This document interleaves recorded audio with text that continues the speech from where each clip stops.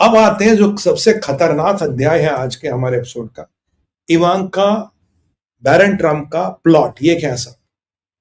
Ivanka को target किया गया। इवांका ट्रम्प की बेटी है और माना जाता है मतलब काफी क्लोज है फादर के, the most favourite child. Ivanka is married to Gerald Kushner जो ज्यू है। इनके बच्चे हैं। She has converted to Judaism. कुछ लोग कहते हैं ट्रम्प भी जुडाइज्म में कन्वर्ट हुआ।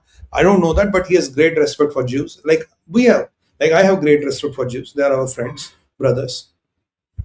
अब ईरान पीस की बातें करता है, नेगोशिएशन की बातें करता है, डील की बातें करता है। यहां से ईरान के राष्ट्रीय टीवी पे, या जो तैसिम न्यूज एजेंसी है, जो ईरान की गवर्नमेंट की एफिलिएटेड न्यूज एजेंसी है, उसमें एक फीचर चलाया गया कि वेयर डे इन इवांका's लाइफ, यानी कि इवांका कहाँ रहती है, कहाँ जाती है, रोज कहाँ उठती है, कहाँ बैठती है, उसके एक वीडियो, एक पिक्चर चलाई गई। यानी कि ये बताया गया कि हमें पता इवांका कहाँ उठती है, कहाँ बैठती है, दिनचर्या क्या है, कहाँ है, आना है, कहाँ जाना है। और उसका शीर्षक बताया जाता है कि इवांका को कैसे खत्म किया जाए। इवांका को कैसे खत्म किया जाए, ये पूरा पिक्चर बना के वहां के टीवी, वहां के मीडिया पे चलाया जा रहा, ताकि अमेरिकन को बता दें भाई हमें पता कि इवांका कहाँ उठती बैठती, कहाँ जाती खाती है, एंड अगर हम चाहें तो इसको हम एलिमिनेट कर सकते। याद कीजिए, इवांका को एलिमिनेट करने के लिए कुछ लोग भेजे गए थे, उनको एफबीआई ने पकड़ा। नेतन्याहू का बेटा भी मियामी में रहता, उसको एलिमिनेट करने के लिए भी कुछ लोग भेजे गए थे। खैर उनको किसी ने पकड़ा नहीं, मोसाद ने उनका काम तमाम कर दिया। तो टीम्स भेजी जा रही। और याद कीजिए, इस्माइल कानी ने लेबनान के, सॉरी मेक्सिको के ड्रग डीलर्स के साथ और जो ऑर्गेनाइज क्रिमिनल्स हैं उनके साथ टाई अप किया है। और कोई एजेंसी है जो इन्हें इंटेल दे रही, जबकि ज़ेलेंस्की बहुत कोशिश करा कि रशिया ने दी, पर जब अमेरिकन ने जांच की, उन्होंने रशिया का कोई हाथ नहीं पाया। But I am not ruling out China ने इंटेल दी, और चाइना इन्हें और भी इंटेल दे सकता। कुर्द फोर्स एक स्पेशल फोर्सेस का ग्रुप है। मैक्सिको के ड्रग कार्टेल्स के क्या पूरा वर्चस्व है अमेरिका में। They have infiltrated everything. There are $1 trillion industry. Organise crimes वहां बहुत पावरफुल। तो ये बड़े लोग हैं। I think Kushners are 8th richest family in the America. They have very rich, they have security. But जिस लेवल का थ्रेट है, उस लेवल के लिए शायद सिक्योरिटी भी हल्की पड़ जाए। ये ईरान का डायरेक्ट थ्रेट है।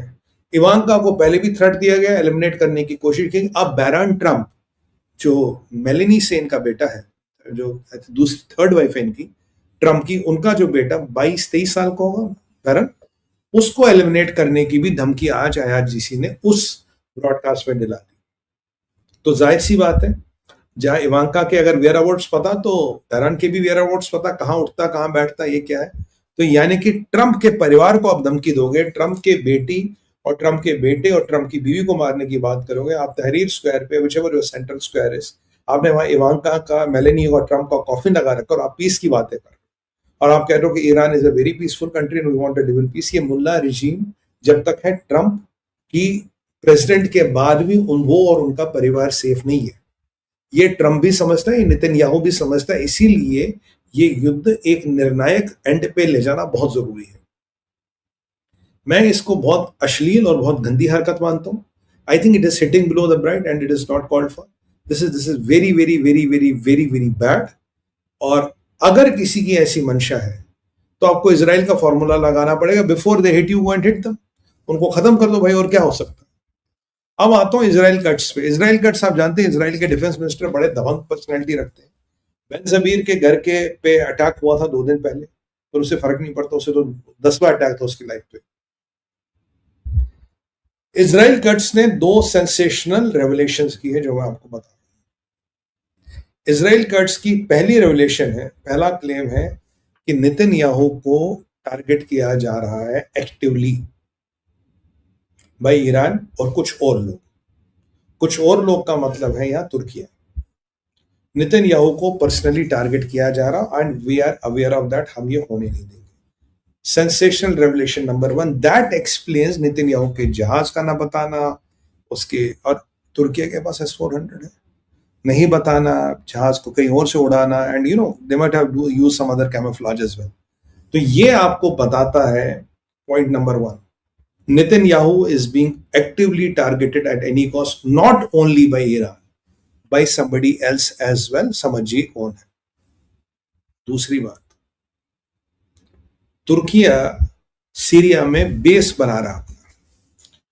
इजराइल कट्स ने कहा कि अगर, मैंने आपको बोला जुलानी ने यूटर्न ले लिया, मैंने कल शायद उस पर बात की थी, अगर तुर्किया ने इजराइल में सीरिया में बेस बनाया तो हम भी सीरिया में बेस बनाएंगे। सीरिया में निकलना तो दूर की बात है, will have a goddamn permanent base in Syria, और हम वहां से उसका मुकाबला करेंगे। याद कीजिए पी प्रेसाइडन P8I, अमेरिका से एकदम इजराइल ने कहा हमें P8I बहुत बड़ी क्वांटिटी बची है। कह रहा क्यों? क्योंकि इजराइल इंटेलिजेंस का एस्टिमेट था जब आप ईरान से युद्ध करोगे तो आप पे सबमरीनों के माध्यम से हमला हो सकता है। Big attack through submarine, Turkey submarine is possible.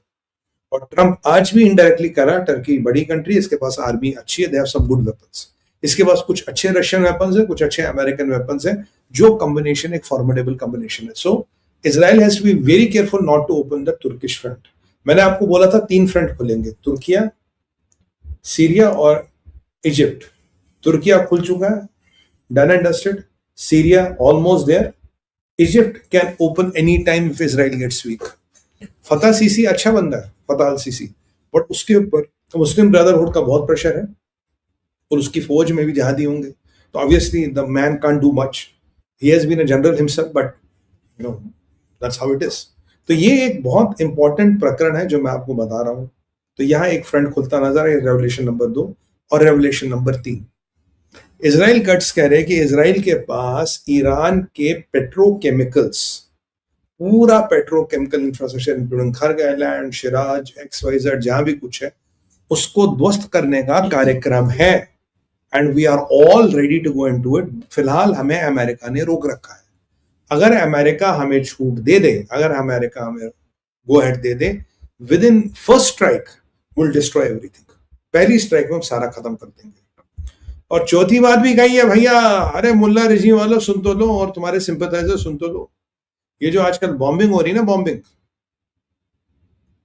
Iran के ऊपर जो 14 दिन बॉम्बिंग हुई, कह रहे जो जेट्स थे they were taking over from Israel.